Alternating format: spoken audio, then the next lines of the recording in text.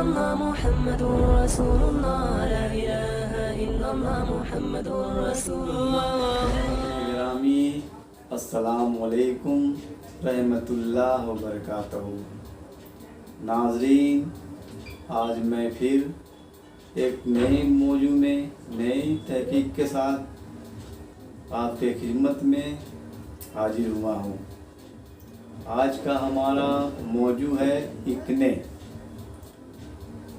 यानी चेहरे पे दाने। चेहरे पे दाने को हम आम ज़बान में कील मुहासा, पिंपल के नाम से भी जानते हैं। ये बीमारी भी आज बहुत ज़्यादा देखने में आ रही है, मगर ये बीमारी ज़्यादातर नौजवान लड़के और लड़कियों में ही देखने को मिलता है। इसकी भी कई वजह हैं। लड़कियों में अक्सर हार्मोन की खराबी, माहवारी की गड़बड़ी या लिकोरिया जैसे बीमारी होने की वजह से ये बीमारी होती है। अक्सर ये बीमारी ऑयली चेहरे वाले लड़के या लड़कियों में ही पाया जाता है। इसके बारे में पूरी तफसील से बताऊंगा। ये बीमारी कि क्यों होती है और ये कैसे होते हैं। पहले कि ये चेहरे पे छोटे छोटे लाल किस्म के दाने दाने पूरे चेहरे में भर जाते हैं। किसी को ये दाने सूखने के बाद इसमें गांठें पड़ जाती हैं। कुछ लोगों को बड़ा बड़ा फोड़े की शक्ल में हो जाते हैं, जिसकी वजह से भी ये फैलने लगती है। ये अक्सर ऑयली चेहरे वालों को ही होता है, क्योंकि इसमें एक किस्म का शुभम नाम का एक ऑयल जो चेहरे पे फैलता है। इसकी खास वजह ही है यही है कि ये फैलने शुरू हो जाता है। इसलिए इससे बचना बहुत ज़रूरी है। आखिर इसका इलाज क्या है और इससे कैसे बचा जाए? इसका इलाज तो यही है जो आज मैं बताऊंगा। आजकल लोग महंगे महंगे क्रीम, महंगे महंगे फेस वॉश लगाकर ये बीमारी को और बढ़ा लेते हैं। ये काम ना करके अगर आप आसमानी इलाज हिजामा से इसका इलाज किया जाए तो अल्हम्दुलिल्लाह इससे बेहतर और कोई इलाज नहीं है। क्योंकि ये आसमानी इलाज के साथ ये साइंटिफिक तरीका इलाज भी है, मगर इसमें एहतियात बहुत ही ज़रूरी है। क्योंकि जो नए लोग हिजामिस्ट हैं वो अगर हिजामा चेहरे पे लगाएंगे और ज़रा सी भी भूल हो जाएगी तो ज़्यादा कट लग जाएंगे, तो चेहरे पे ब्लेड की दाग भी हो सकती है। इसलिए मैं तो हिजामा करता हूँ, चाहे हमारी वाइफ करती है तो बहुत एहतियात के साथ करती है, और उसमें मैं फ़ौरन शहद लगा देता हूँ, क्योंकि शहद में एंटीऑक्सीडेंट पाई जाती है। इससे दाग नहीं रहती।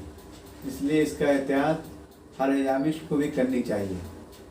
जो हिजामिस्ट चेहरे पे हिजामा कर रहे हैं वो इस बात का हमेशा ध्यान रखें ताकि इससे बचा जाए। ये बीमारी तो चेहरे पर होते ही है, मगर कभी कभी गर्दन में, पीठों में भी पाए जाते हैं। इसका इलाज बहुत ज़रूरी है, वो भी हिजामे से। मगर ये बीमारी हार्मोन की खराबी के अलावा भी कॉन्स्टिपेशन इसकी एक वजह है। पेट अगर ठीक रखा जाए तो इससे आप छुटकारा पा सकते हैं। हज़रत मोहम्मद सल्लल्लाहु अलैहि वसल्लम अस्मा बिन अमिस मोहम्मद सल्लल्लाहु अलैहि वसल्लम की खुशदामनी थी। तो मोहम्मद सल्लल्लाहु अलैहि वसल्लम ने उनसे पूछा कि आप अपनी पेट चलाने के लिए यानी जुलाब क्या लेती है? तो उन्होंने फरमाया कि मैं सबरम लेती हूँ। मोहम्मद सल्लल्लाहु अलैहि वसल्लम ने कहा सबरम तो बहुत गर्म है, तो उन्होंने उस दिन से सनम मक्खी का इस्तेमाल शुरू कर दिया। तो मोहम्मद सल्लल्लाहु अलैहि वसल्लम ने फरमाया कि सना मौत से भी बचाती है, मगर सना आज जो बाजार में मिलता है तो आप पिसा हुआ पाउडर ना लेकर पत्ते लें, क्योंकि उसमें पत्ते और तना दोनों मिलाकर पीस दिया जाता है। इसको लेने से पेट में मरोड़ होगा और पैखाना ज़्यादा होने की वजह बन सकती है। इसलिए आप जो भी लोग इसको लें तो सिर्फ पत्ता ही का इस्तेमाल करें और थोड़ी सी मकदार में रात में खाने के टाइम आधा चम्मच लें तो सुबह खुलकर इजावत हो जाएगी। तो इससे आपका पेट साफ रहेगा और आप इससे बीमारी से बच भी सकते हैं। असल में पैखाने करने के तरीके भी हमें बताएं कि जब आप इजावत के लिए जाएं तो दाहिने पाँव को ऊपर रखें और बाएं पाँव के पर ही बैठें, इससे पैखाना खुलकर होगी। ये भी अल्लाह मोहम्मद सल्लल्लाहु अलैहि वसल्लम ने हमें हिकमत बताई। इसका भी आप तरीका को अपनाएं तो और ज़्यादा फायदा होगा। अब इसका परहेज क्या है?